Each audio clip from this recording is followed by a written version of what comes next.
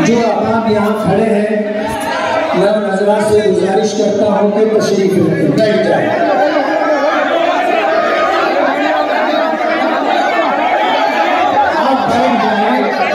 आप बैठ जाए, मैं अपनी बात रखना चाहता हूँ। आप बैठ जाएंगे तो आप मेरी बात सुन सकेंगे।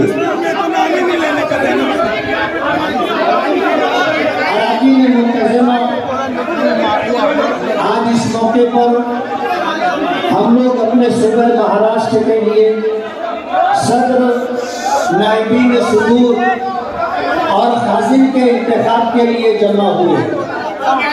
हमारी जमात एक दस्तूरी जमात है और दस्तूर के मुताबिक ही हमारे तमाम उमूर अंजाम दिए जाते हैं।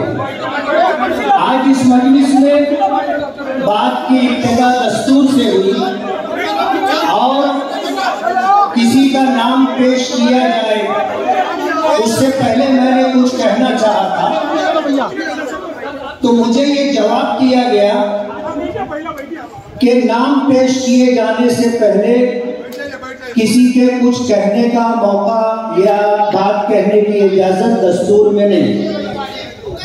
मैंने इस बात को कबूल किया कि जब ये दस्तूर है तो हमारी जमात दस्तूरी है, दस्तूर का एहतमाम, दस्तूर को मानने का एहतमाम होना चाहिए। लेकिन दूसरी गैर दस्तूरी बात की जा रही है कि सदर मोहतरम को ये पसंद है कि वो ऐसा कोई शख्स जिसका सियासत से ताल्लुक हो वो हमारी जमात का सदर ना रहे। मैं मुफ्ती मासूम साकिब साहब से पूछना चाहूंगा कि क्या ये दस्तूर में है? हमारा दस्तूर ये है कि हमारी जमात से ताल्लुक रखने वाला कोई भी शख्स किसी भी सियासी जमात से ताल्लुक रख सकता है। शर्त यह है कि वो सियासी जमात फिरका परस्त ना। ये हमारे दस्तूर में है।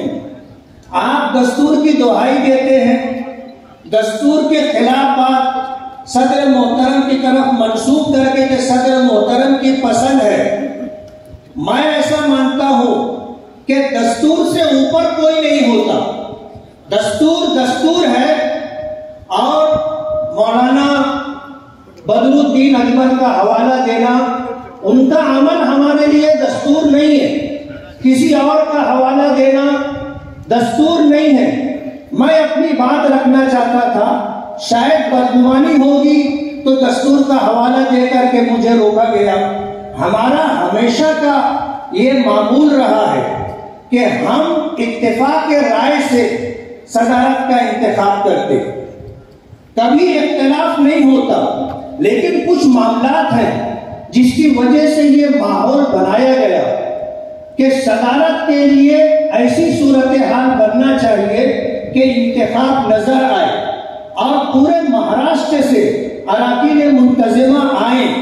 और उसका पस मंजर ये था कि सोशल मीडिया पर और पूरे महाराष्ट्र में मालियात को लेकर के जो इल्जामात दर इल्जामात का सिलसिला है, उसके पेशे नजर पूरी रियासत बेचैन है।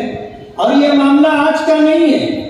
मैं वर्किंग कमेटी का मेंबर हूं महाराष्ट्र के। मैं मरकज की जो है वर्किंग कमेटी का मेंबर हूं। जैसा मुफ्ती मासूद साहब जनरल सेक्रेटरी मरकजी जमीयत से उन्होंने इस बात का इजहार किया, तो मेरी बात सुनना चाहिए था। लेकिन आज मौलाना हलीमुल्लाह से मेरा कोई जाती इख्तिलाफ नहीं, और सबको पता है कि साल से मुझसे ये गुजारिश लोग करते थे, तकाजा करते थे कि आप सदारत के उम्मीदवार बने। मैंने हमेशा माजरत की। अल्लाह ने मुझे जो दिया है मेरे लिए उसी को संभालना मुश्किल है। महाराष्ट्र जैसी रियासत की सदारत का संभालना मेरे लिए दियानत की बात यह है कि मुमकिन नहीं था। मैंने हमेशा माजरत की। लेकिन आज हमारी जमीयत पर मालियात को लेकर के जो इल्जामात का सिलसिला है, उसका तस्फिया होना चाहिए। मौलाना हलीमुल्लाह साहब से माजरत के साथ मुझे मरहूम गुलजार आजमी रहमतुल्लाह अलैह ने जो बात कही है कि नोटबंदी के मौके पर एक बहुत बड़ी रकम ले दी गई और उसके बाद दफ्तर में एक बहुत बड़ी रकम थी जो लोगों की लाइनी में ले जाई गई, और ये करोड़ों की रकम, और आज तक उसका तस्फिया नहीं हो सका। मौलाना हलीमुल्लाह साहब से मेरी कोई जाती दुश्मनी नहीं है, लेकिन मैं जमात का एक वर्कर होने की हैसियत से आपको ये बताना चाहता हूँ कि हम 1 रुपया, 5 रुपया, 100 रुपया, 1000 रुपया, लाख रुपया लोगों से इकट्ठा करते हैं और जमीयत को ला करके देते हैं। अगर हिसाब व किताब में शफाफियत नहीं है तो मेरा ये अकीदा और ईमान है कि इंदल्लाह हमसे दास पुरुष होगी। हम अगर मालियात के सिलसिले में कहीं भी खुर्द के मुर्तकिब होंगे और हमारी जमात पर इल्जामात लगाया गया, रियासत जाने दीजिए, मुंतजिमा जाने दीजिए, मैं वर्किंग कमेटी का मेंबर हूँ, हमें भी मुतमईन नहीं किया गया, हमसे भी छुपाया गया। हमने बार बार तकाजे पर एक मरतबा वर्किंग कमेटी में बात रखी, गोल जवाब दिया गया। मालियात के सिलसिले में अगर मौलाना हलीमुल्लाह साहब के मुताबिक इस तरह की बात है तो मैं मौलाना मुफ्ती मासूम साकिब साहब से ये कहना चाहता हूँ कि दस्तूर में ये बात है अगर किसी के ऊपर मालियात के ताल्लुक से इल्जाम है तो जब तक उसका तस्फिया ना हो जाए उसे जमात का कोई ओहदा नहीं दिया जा सकता, और ये गैर दस्तूरी बात है। इसलिए मैंने अपना फर्ज अदा किया, मेरी जिम्मेदारी थी, मैंने पूरी की। कल कयामत के दिन मैं अल्लाह के यहाँ जवाबदेह नहीं रहूंगा, जवाबदेही आपकी होगी। सलाम।